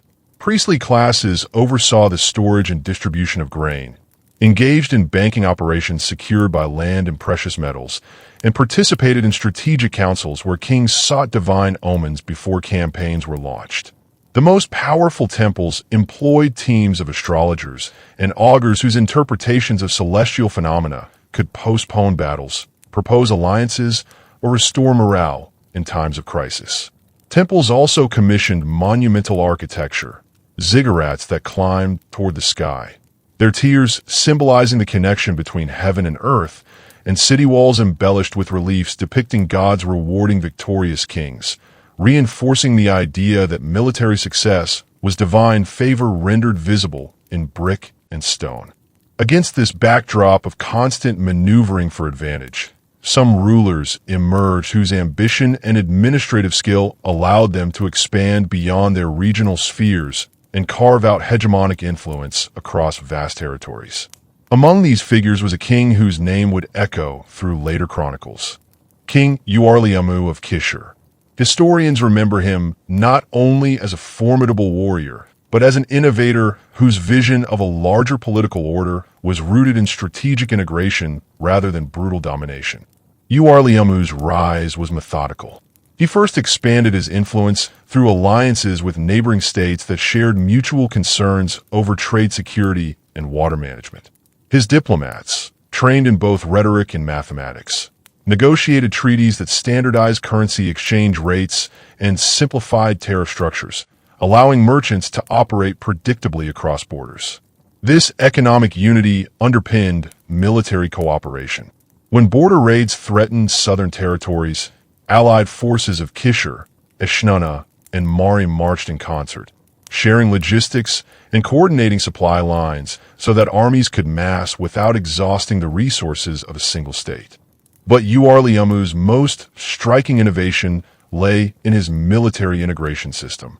Instead of relying on isolated contingents from allied cities, he created a core army drawn from a coalition of cities that trained together, fought together, and were provisioned through shared depots established at strategic intervals along major road networks. These depots were stocked not just with grain and fodder, but with spare weapons, repair tools, medical supplies, and portable siege equipment. They were connected by a communication network of relay riders and signal fires, so that intelligence could spread rapidly across hundreds of miles of territory. This integrated structure allowed Uarliamu's forces to respond to threats with unprecedented speed.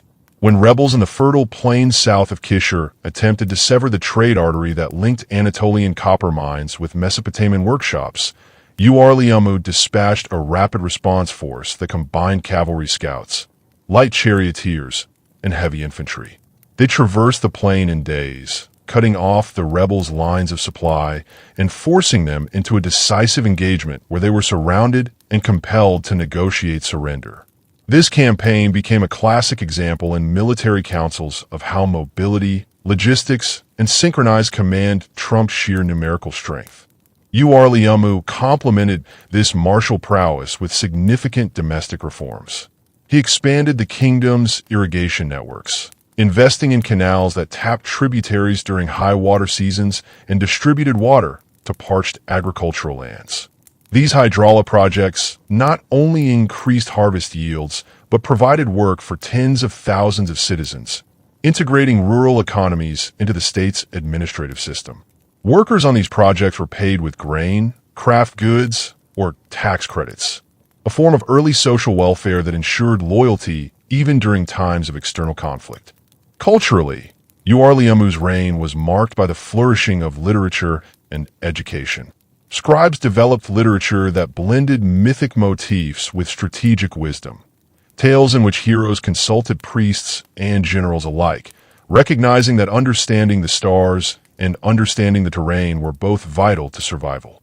Idubas expanded their curricula to include mathematics for surveying land and planning logistics, languages for diplomatic negotiation, and rhetoric for persuading allies and calming unsettled populations. Religion continued to integrate with statecraft. Uarliamu built an expansive temple complex dedicated to the god of wisdom and war, woven into its iconography the message that both intellect and force were necessary for the preservation of order. Priests and generals worked together to interpret signs and plan campaigns, and high festivals celebrating the god's patronage became state occasions that drew pilgrims and dignitaries from across the coalition. The temple precincts also served as places of refuge in times of invasion, and as archives where treaties, astronomical tables, and economic records were safeguarded. Yet even as Uarliamu's coalition grew in power and influence, it faced the same paradox that had challenged older empires. As territorial reach expanded, so too did the demands of governance. The challenge was not merely military but political and cultural. Maintaining unity across diverse peoples who spoke different dialects, worshipped different local deities, and possessed distinct traditions. Uarliamu's solution was not forced homogenization, but differentiated integration. Provincial governors were allowed to maintain local customs, administrators collected taxes in accordance with regional economic structures, and military units retained distinct cultural insignia while serving under the centralized command. This blend of unity and diversity became a defining characteristic of the era's most enduring states. It smoothed internal tensions, encouraged allegiance without cultural erasure, and created a multipolar identity in which citizens could feel both local pride and imperial belonging. In times of crisis, droughts, floods, revolts, or external invasion, this cohesion proved invaluable, allowing commanders to draw upon both the psychological loyalty of their subjects and the strategic depth of their economic and military institutions. Uarliamu's reign, his campaigns, his reforms, and his cultural patronage provided a model that other states emulated, adapted, or opposed. Kingdoms rose and fell in the centuries that followed, each contributing to the refinement of governance, the integration of warfare and economy, and the cultural maturation of the ancient Near East. By the time later powers, such as the early city federations of Babylon and Assyria, began their ascent, they did so on foundations deeply shaped by the innovations, struggles, victories, and failures of rulers like Uar-Liumu and the complex, interwoven history of competition and cooperation that defined this age. Through these centuries, the narrative of human society in this region moved ever forward, from scattered city-states to organized territorial powers to integrated federations capable of sustained expansion and governance. Every innovation in military strategy, economic integration, diplomatic negotiation, religious symbolism, and administrative organization reflected millions of unseen choices by leaders, scribes, soldiers, artisans, and common people whose lives were touched by both war and peace.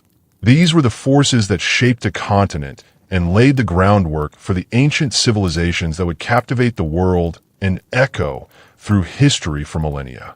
The world that had once been a mosaic of competing city-states and territorial confederations gradually began to coalesce into even larger centers of authority and influence. From the deep marshes and broad alluvial plains of southern Mesopotamia to the forested slopes of the Zagros and the open steppe to the north, new powers were taking shape that would come to dominate the ancient Near Eastern political landscape for centuries. Among these, two would emerge with particular force and lasting impact: the Babylonian state in the south and the Assyrian state to the north. They were born out of the same traditions of warfare, economic integration, religious legitimacy, and administrative complexity that had matured through earlier generations. Yet each would apply these forces in distinct ways that reflected their cultural values, geographic opportunities, and strategic ambitions.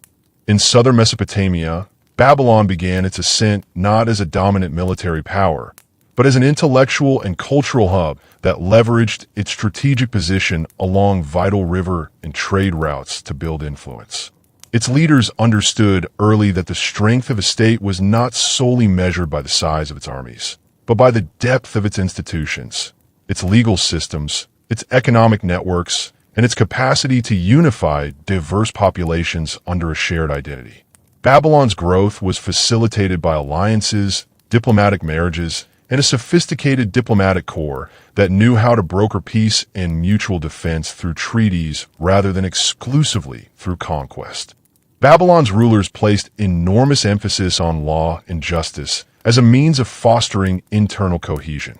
The most famous among them, Hammurabi, promulgated a legal code that became renowned throughout the ancient world, a corpus of thousands of laws that addressed everything from family rights and property ownership to trade regulation, debt, labor obligations, and even military service. The Code of Hammurabi was inscribed on large basalt stele, so all could see it, not merely as a legal manual, but as a symbol of a ruler's responsibility to safeguard order, protect the weak, and regulate economic activity. This legal system served as a stabilizing force within the growing Babylonian polity, binding together agricultural producers, merchants, artisans, soldiers, and priests under shared expectations of justice and consequence. Yet the law was only one pillar of Babylon's strength.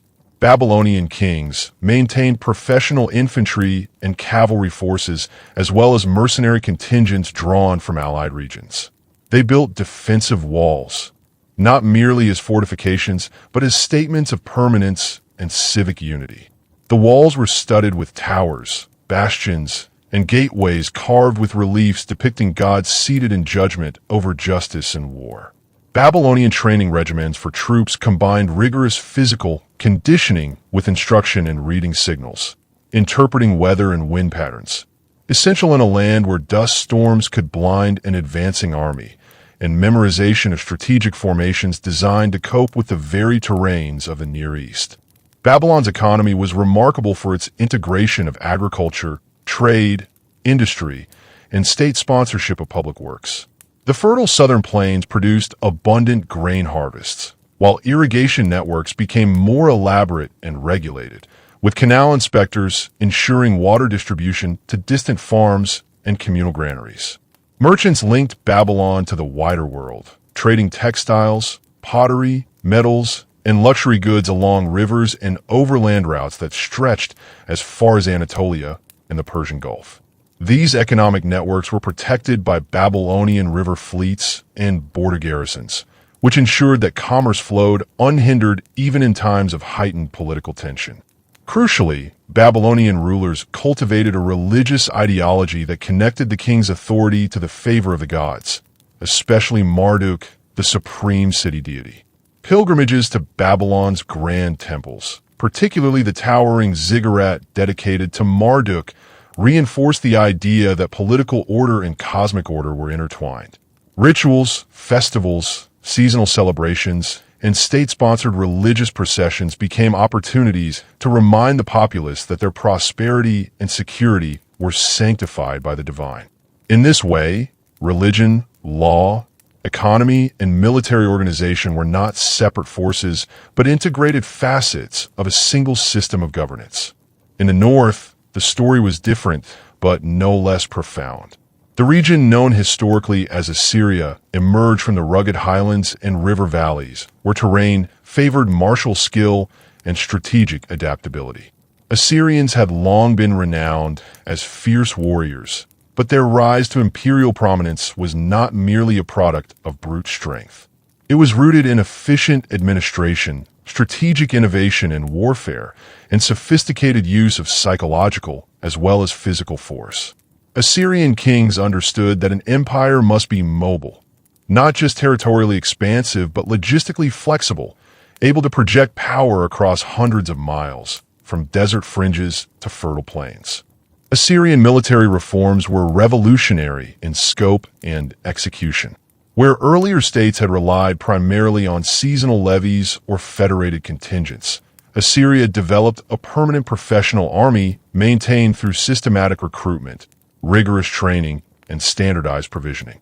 Young men were inducted into a multi-tiered system in which they were trained in infantry tactics, archery, and close-quarters combat, but also in logistics, how to march long distances with supplies, how to construct fortified camps at night, how to forage efficiently without undermining local producers, and how to fortify capture positions quickly.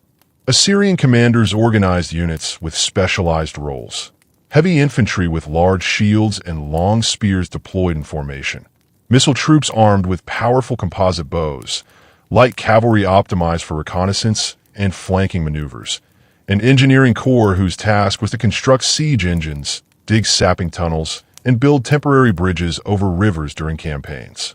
These specialized units trained together regularly, fostering cohesion and tactical flexibility that allowed commanders to adapt battlefield plans on the fly. Assyria also pioneered the systematic use of intelligence networks, scouts, informants, and diplomatic agents, who monitored enemy movements, reported on resource concentrations, and assessed political fractures ripe for exploitation. These intelligence systems were integral to strategy. Assyrian generals often avoided direct confrontation until they possessed precise knowledge of enemy dispositions, supply limitations, terrain challenges, and weather forecasts. Surprise was weaponized, not merely through stealth, but through timing and psychological manipulation.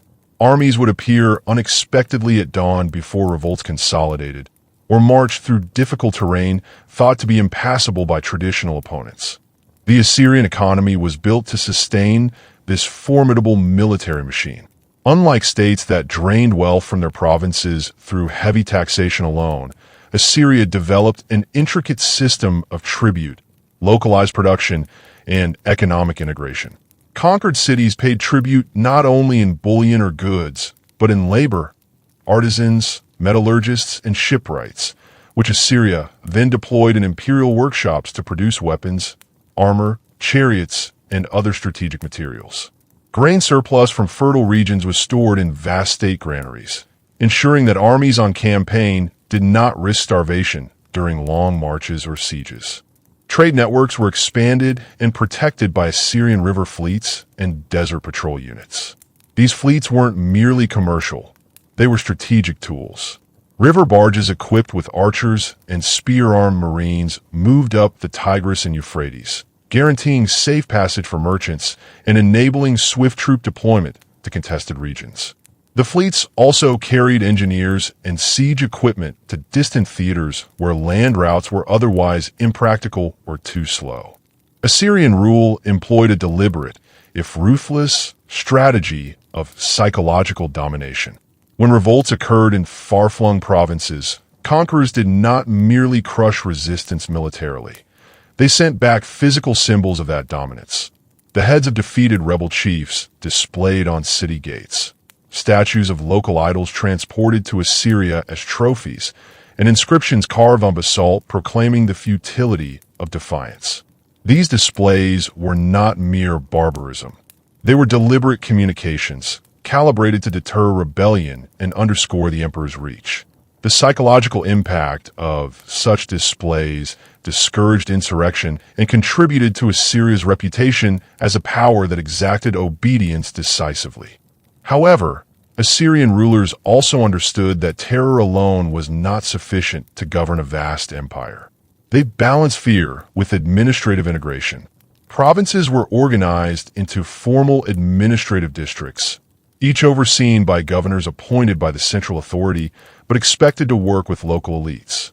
These governors were responsible for tax collection, maintenance of local irrigation systems, registration of workforce quotas, and oversight of provincial militias that supplemented the imperial army.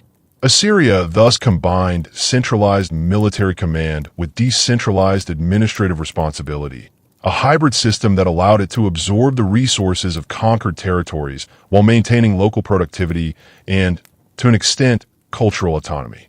Religion, like in Babylon, played a central role in Assyrian statecraft, but with distinct emphasis. The Assyrian pantheon was hierarchical, reflecting the structure of the state itself.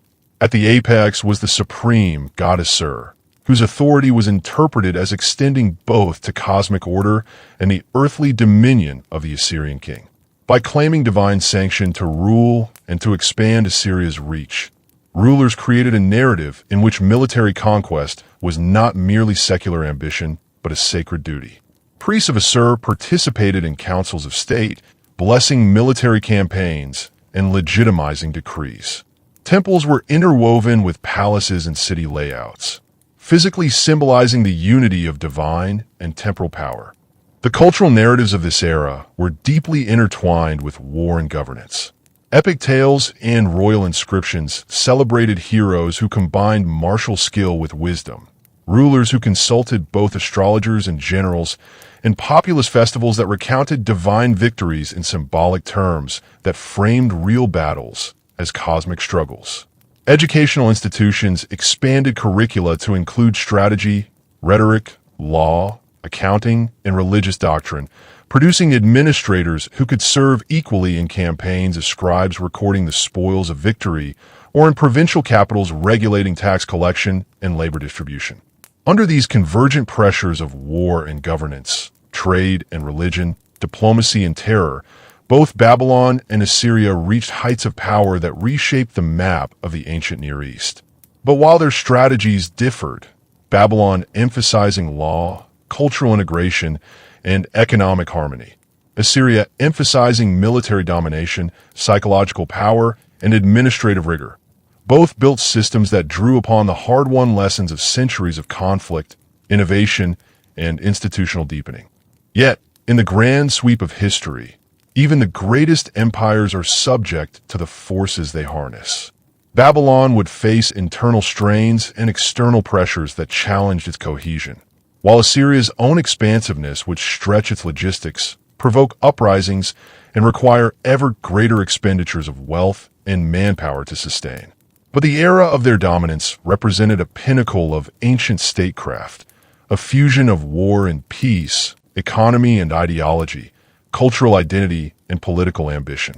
It was an age that taught future generations that an empire was forged not simply on the battlefield, but in the market, the temple, the archive room, and the council chamber. And that true power was the capacity to unite all these forces toward enduring, if always tentative, mastery of the world around them. The wheel of history turned relentlessly, and the empires that once towered over the plains and valleys of Mesopotamia began to experience the inexorable cycles of growth, conflict, and transformation. Both Babylon and Assyria had carved their names into the chronicles of civilization, but neither could escape the complex interplay of internal pressures, external threats, and the very innovations that had once made them powerful. As this final chapter unfolds, we witness the culmination of centuries of warfare, strategy, governance, and societal evolution, as well as the seeds of future civilizations sown in the ruins of their grandeur. By the late first millennium BCE, Assyria, the once indomitable military machine of the north, had reached its territorial zenith. Its armies patrolled from the Armenian highlands to the banks of the Persian Gulf, and cities like Nineveh, Nimrud, and Ashur had become monumental centers of political authority, commerce, and culture. The Assyrian approach to warfare had evolved to a science of precision and terror. Siege engines of unprecedented scale could batter city walls. Battering rams were reinforced with iron bands, and sappers could tunnel beneath fortifications to collapse them from below. Cavalry units moved with exceptional speed, while chariots, once the pinnacle of battlefield technology, had been adapted for both shock assaults and reconnaissance. Assyrian strategy emphasized psychological warfare as much as physical combat. A campaign could begin not with battle, but with the deliberate display of power. Villages abandoned or depopulated, statues of local deities transported to the imperial capitals, and inscriptions carved in stone warning of the fate that awaited those who resisted. This dual use of fear and administration maintained control over a vast, culturally diverse empire. Governors, drawn from local elites, but accountable to the king, oversaw taxation, conscription, and the operation of regional garrisons. This mix of centralized command and delegated responsibility allowed Assyria to sustain a military presence over territories that stretched hundreds of miles from the core. Yet the very attributes that had made Assyria dominant contributed to its vulnerability. The constant demands of warfare placed immense strain on resources, manpower, and logistics. Long supply lines became overextended, rebellion brewed in the distant provinces, and rival powers, Babylon, Elam, and Medes, sensed opportunities in the empire's overreach. When a coalition of external forces and internal unrest converged, the Assyrian heartland could no longer be defended effectively. By the late 7th century BCE, cities that had once been impregnable fell in rapid succession. Nineveh, the jewel of Assyria, was besieged and destroyed, leaving behind monumental ruins that whispered the story of civilization both brilliant and unsustainable in its ambition. Meanwhile, Babylon, which had experienced its first period of prominence under Hammurabi centuries earlier, rose anew as a center of culture, learning, and political authority. The Neo-Babylonian Empire, under rulers such as Nebuchadnezzar II, became renowned for its architectural splendor. The massive walls, the celebrated Ishtar Gate, and the fabled Hanging Gardens, which combined engineering ingenuity with aesthetic ambition. Babylonian strategy emphasized fortification and diplomacy, relying on strong walls and a network of tributary alliances to maintain stability. While Babylonian armies were formidable, their primary strength lay in the ability to integrate conquered peoples through economic incentives, religious patronage, and incorporation into the administrative system. Economic life in Babylon reached remarkable sophistication. The city became a hub for trade across the Near East, linking Egypt, Anatolia, Persia, and Arabia through river routes and overland caravans. Merchants dealt not only in grain and textiles, but also in exotic commodities such as lapis lazuli, ivory, and spices. Granaries, marketplaces, and craft workshops were closely regulated, ensuring both surplus for export and sufficient reserves to support urban populations during periods of siege or famine. This economic resilience allowed Babylon to sustain periods of stability even amid the shifting dynamics of neighboring powers. Religion and social organization continued to play a central role in governance. Babylonian rulers claimed divine sanction from Marduk, framing their authority as part of a cosmic order that required both justice and military prowess. Festivals, temple rituals, and civic ceremonies reinforced a sense of unity among the populace. Priests and scribes maintained detailed records, codifying laws, trade agreements, and historical events, an archival tradition that has provided modern historians with a window into the civilization's complexities. The final decline of these empires was neither abrupt nor solely caused by military defeat. It was a culmination of internal social stress, economic overextension, and the shifting tides of regional power. As new forces emerged, notably the Medes, Persians, and later the Achaemenid Empire, both Assyria and Babylon were subsumed into broader imperial structures that would carry forward many of their administrative, military, and cultural innovations. These successors learned from the triumphs and failures of the earlier empires. They adopted Assyrian military organization, Babylonian law codes, and Mesopotamian systems of taxation, irrigation, and record-keeping, integrating them into even larger, more enduring imperial frameworks. From the vantage of history, these civilizations left lasting legacies in warfare, governance, economy, and culture. Assyria demonstrated how disciplined armies, sophisticated logistics, and psychological strategy could create empires of breathtaking reach, but also illustrated the limits of overextension. Babylon showed the power of law, culture, and economic integration in maintaining cohesion over time, yet also revealed that intellectual and religious sophistication could not fully protect against external conquest. Together, they exemplified the intricate balance between force and diplomacy, coercion and consensus, fear and legitimacy. Lessons that echo throughout human history. On the social plane, the Near Eastern peoples experienced profound transformations. Cities grew larger and more complex. Social hierarchies became more stratified, and specialized professions, scribes, artisans, engineers, and soldiers, became essential to the functioning of the state.